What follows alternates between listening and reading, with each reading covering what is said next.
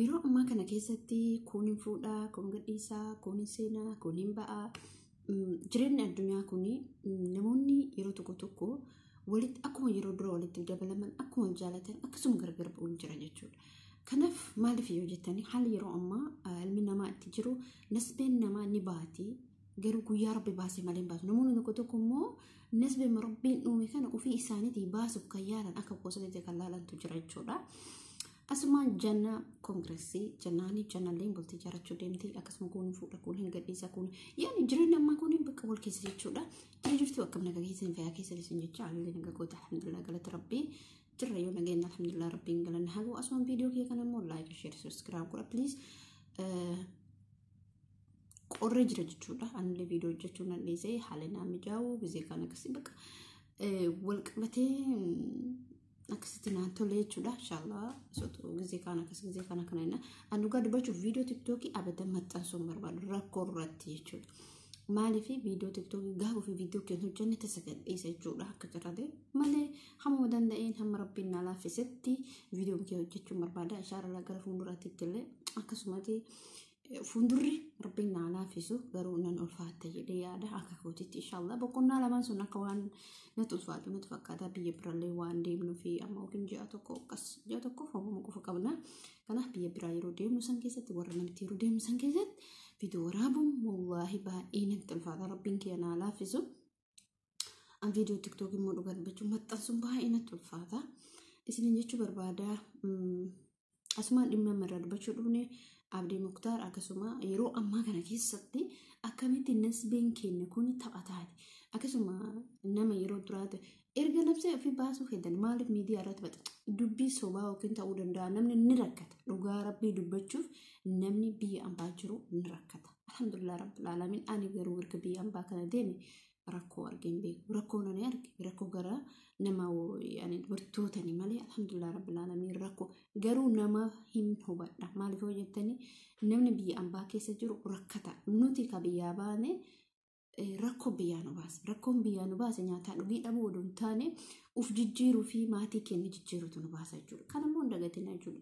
Fakkeenyaaf dhiira tokko irratti torbee tokko yookiin ji'a tokko dhiisatee haati manaa isaa ani ji'a tokko qofa jettee jirti.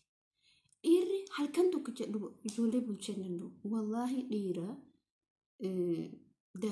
dubartii jechuudha daa'ima xixiqqoo ijoollee dubartii akkas waggaa torba isaan xurraa daa'imaaf dubartii jechuudha hamma dubartii taate san garuu dhiirri halkan tokko bulchuu hin danda'u. Maal horachuu hin danda'u hin beeku ka muuxannoo qabu jechuudha.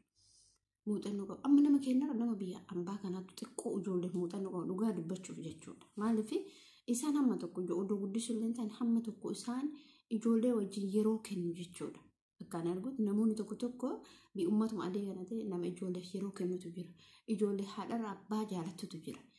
Kanaaf dhiirri keenya keessattuu gara guddina daa'imaatiitti baay'ee gadi bu'aana. Maaliif hin beekurra hin dheessaa yeroo haati bira jirtu keessatti biyya ambaa kana keessatti silaa odoo wal gargaaranii bareeda ture.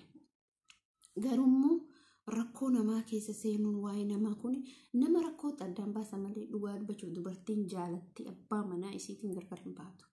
Ka isii gargar baasu rakkoo hamaadha jechuudha. Rakkoo hamaatu abbaa manaa isii sangattee ilma ofii sangattee baati. Kana wal akkuma isin jettetti wal hubachuun barbaachisaadha. Ani yaa'ii godhuun barbaanne ani dubbachuun barbaadu sirriidha.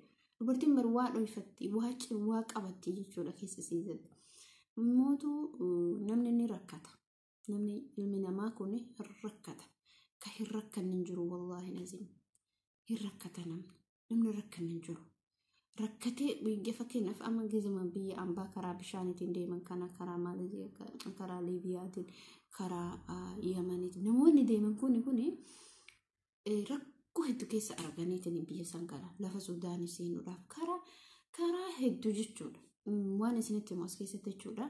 Mucaa achuma Kaayiroo keessa jiraata. Wallaahi hedduu tokko jaaladha. Baay'ee galatoomfadha jechuudha. Nama galata guddaa naa ta'e yeroo biyya galee tokkotti waa'ee mucaa sanii bakka sirriitti dinqisiifadha. Maaliif nama yaada qabudha jechuudha. Namaaf hubatan hin beeka rakkoo argee beeka. Mucaan suni an akkuma sii galeen akkuma haadha baatee kana Kaayiroo deemaa. Achirraan bakka biraa socho'aa yookiin Turkii deemu yookiin Kaayiroo deemu odoo ani jedhu karaan sab jedhee ji'a sadii cufame.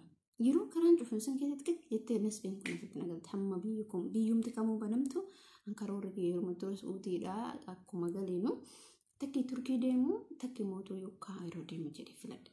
Biyyoota kana lamaan keessaa amma mucaa kana walii barreessaa turre karaa taate hin gaafadhee hin bilbila hin gaafadhee hin deebinaan jedhe biyya takka hin deebinaan jedhe wallaahi dhazee maaliif ree hin arga jechuun wantoota achi keessatti akka addaan arga hookin immoo akkasumaan jedhe yoo biyyi dassi jechuutti silaa tireefuu galtii maaliif deemta biyyi dassi jechuutti biyyuma san yookiin duubaa yookiin kaataar deemiti deebiinaan jedhe.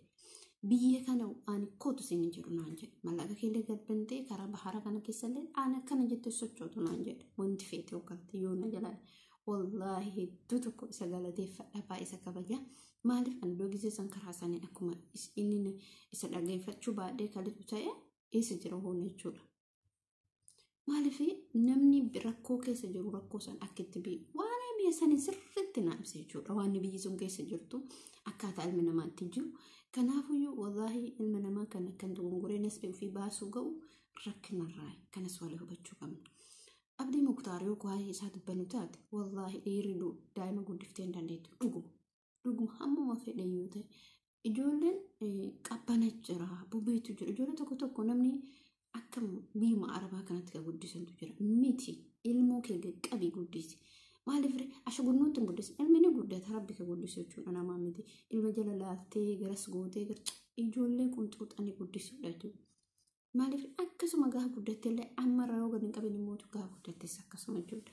Kanaafuyyuu wallaahi rakkoonni jira rakkoonni inni jiru dhiirri daa'ima guddiftee hin dandeettu waa'ee Abdii Muktaar yoo dubbanne tarii immoo mucaan kun rakkoo biraallee qabaachuu danda'a. Immoo rakkoo biraa kanas gara namatti himatuun yoo dhabee waan kana gama kanaan ibsadha jedhu kan yaadu ta'a. Akka gaafa aartistii suniillee waan akkanaa kanatu ibsamu. Erga rakkoon akkanaa qabaattanii dhugaa dubbachuuf jechuudha. Namoonni rakkoo akkanaa qabaattan uummata kiyya na qarqaara saba kiyya na qarqaara jedhee gabbee dubbatuudha malee nasbee of baasuu hedaa. Nama seenaa ta'eetiin hafaa bara wanni ati dalayte wanni amma Abdii Muktaarii fi aartistiin suni namni suni amantaallee hordofaa amantaa isaa.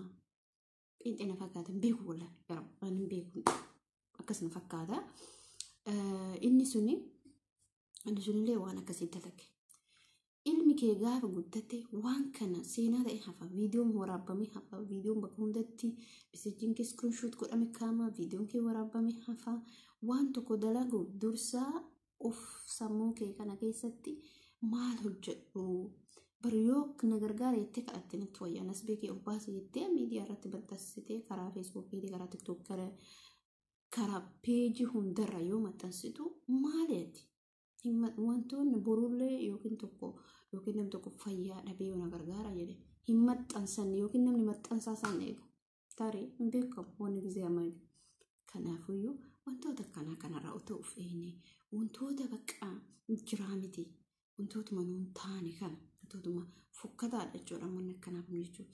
Ilma mucaa kanaa ilmi jara kana hundaatu ani amma fakkeenyaaf seenaa tokko yookiin waan tokko badaa tokko kan hojjedhu yoo ta'e ilmoo kiyya yeroo ammaa miidiyaan kan guddate ilmoo kiyya arguu dandeetti jedhu waan san. Maaliif ree haati keenya akkana dalate duraan akkoontiin akkana dalate akaakayyuun keenya akkana dalate waan akkanaatu jiru dursaa kana yaada nasbee baasuun yaada nasbeen immoo akka taphaatti hin baatu. Dhugaa oduu dhuguu siin jedhan iyyuu wallaahi hin dhuydu akkamitti dhuyte tarii sheexaanis saabuu danda'a hin beekamu waan ta'eef sheexaanillee gisee tokko nama saaba.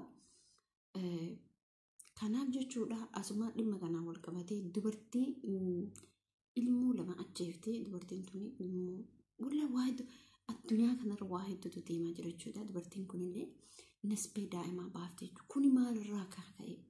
Dhiironni dhugaa isiniin jedha dhiironni warroonni dhiirota dubartii lama fuudhuuf yoo fuute ija takkaan laalu yookaan immoo dubartii makabtu takkitti san horadhu wanni si godhu tokko hin jiru sababni inni baanire dhiibbaa ofirraan geette nasbee ilmaan keetii dhabda nasbee kee dhabda jechuudha.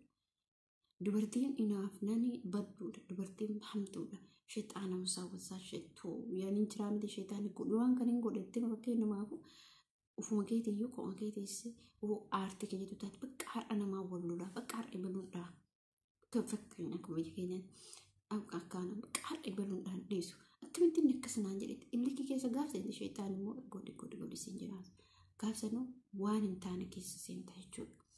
Wantoonni akkanaa kun hedduutu jira jechuudha. Wanti akkanaa kun baay'eetu jira wanti nama mudata. Lis kanumarraa nuti mootii waan akkana kanarraa of eeggachuun dirqama keenya.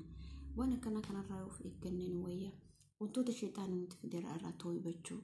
Inaafan immoo wallaahi inaafan kunillee nasbee nama baasisiisa hamaadha jechuudha.